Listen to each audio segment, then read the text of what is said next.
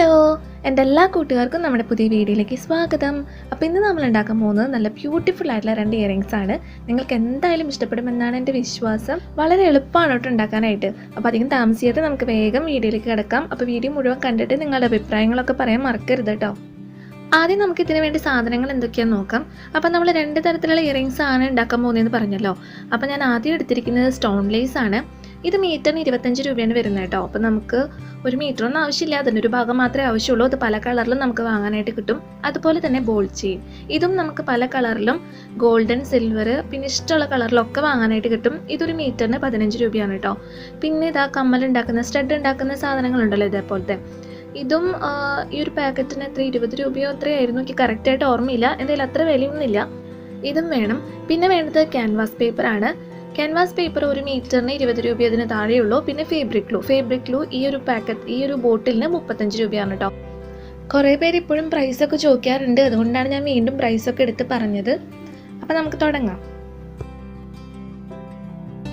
അപ്പോൾ ആദ്യം നമുക്ക് ഈ സ്റ്റോൺ ലേസ് വെച്ചിട്ടുള്ള കമ്മൽ ഉണ്ടാക്കാം. അപ്പോൾ അതിനായിട്ട് ഞാൻ ഈ സ്റ്റോൺ ലേസ് പല വലിപ്പത്തിൽ ഇതേപോലെ കട്ട് ചെയ്തെടുത്തിട്ടുണ്ട്, കണ്ടില്ലേ. ഇപ്പോൾ സെൻറ്ററിൽ ഒരു വലിയൊരു പീസ്, പിന്നെ അതിൻ്റെ 2 സൈഡിലായിട്ട് 2 പീസ് വരുന്ന രീതിയിലാണ് ഞാൻ കട്ട് ചെയ്തെടുത്തിരിക്കുന്നത്. അപ്പോൾ ഇതൊക്കെ നമ്മുടെ ഇഷ്ടത്തിന് ചെയ്യാം.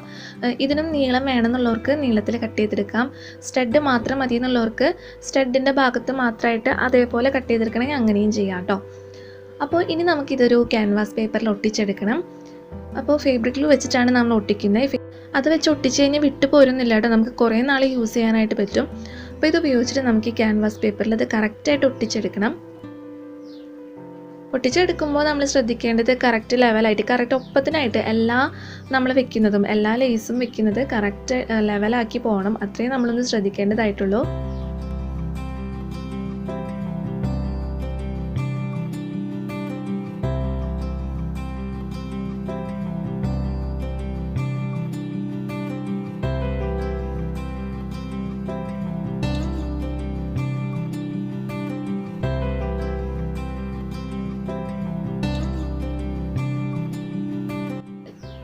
അപ്പോൾ ഇതാ നമ്മളിത് ഒട്ടിച്ചെടുത്തിട്ടുണ്ട്. ഇനി നമുക്കിത് ഉണങ്ങാനായിട്ട് വെക്കണം. അതിന് ശേഷമാണ് നമുക്ക് അടുത്ത വർക്ക് ചെയ്യേണ്ടത്.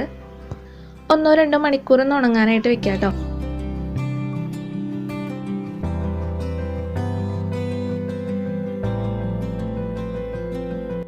അപ്പോൾ അത് ഉണങ്ങാനായിട്ട് വെച്ചിട്ടുണ്ട്. അപ്പോൾ ആ സമയം കൊണ്ട് നമുക്ക് ഈ ബോൾ ചെയിൻ വെച്ചിട്ടുള്ള കമ്മൽ ഉണ്ടാക്കാം. അപ്പോൾ ഞാൻ ഈ ബോൾ ചെയിൻ 4 ലെയറാക്കിയിട്ടാണ് കട്ട് ചെയ്തെടുത്തിരിക്കുന്നത്. അപ്പോൾ ഇതും നമുക്ക് ഇഷ്ടമുള്ള വലുപ്പത്തിലൊക്കെ കട്ട് ചെയ്തെടുക്കാം കേട്ടോ. എന്നിട്ട് ഞാനിത് ക്യാൻവാസ് പേപ്പറിൽ നമ്മൾ നേരത്തെ ചെയ്ത പോലെ തന്നെ ഒട്ടിച്ചു കൊടുക്കാൻ പോവാണ്.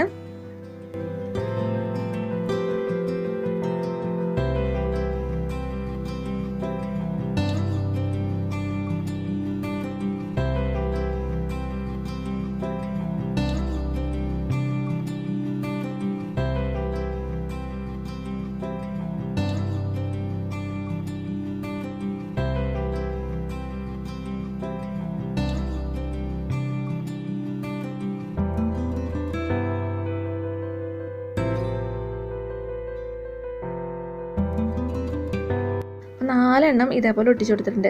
അപ്പോൾ അതായത് ഇതിന് വലിപ്പത്തിൽ കുറച്ച് വ്യത്യാസം വന്നിട്ടുണ്ട്. അപ്പോൾ ഇത് നമുക്ക് നന്നായി ഉണങ്ങിയതിന് ശേഷമാണ് നമ്മളിത് കട്ട് ചെയ്ത് ലെവലാക്കാൻ പോകുന്നത് കേട്ടോ. ഉണങ്ങിയതിന് ശേഷം ചെയ്താൽ മതി.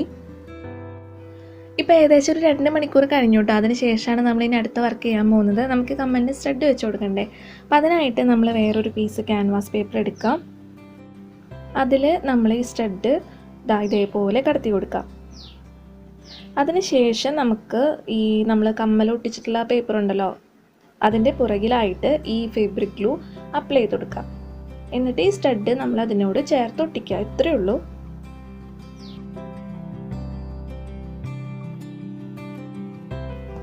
ഒരു 2 സെക്കൻഡ് നേരം ഒന്ന് പ്രസ് ചെയ്ത് പിടിക്കും നന്നായിട്ട്. അപ്പോൾ നന്നായിട്ട് ഒട്ടിക്കോളും. അതിനുശേഷം നമുക്കിതും ഉണങ്ങാനായിട്ട് വെയിറ്റ് ചെയ്യണം. ഒരു 2 മണിക്കൂറും കൂടി ഇത് നന്നായി ഉണങ്ങാനായിട്ട് വെയിറ്റ് ചെയ്യണം.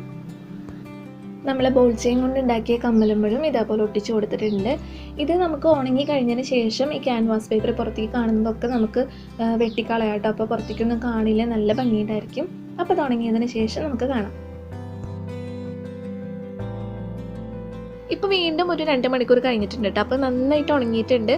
ഇനി നമുക്ക് ഈ പുറത്തേക്ക് കാണുന്ന ക്യാൻവാസ് പേപ്പറൊക്കെ ഉണ്ടല്ലോ, അത് കട്ട് ചെയ്ത് കളയാം.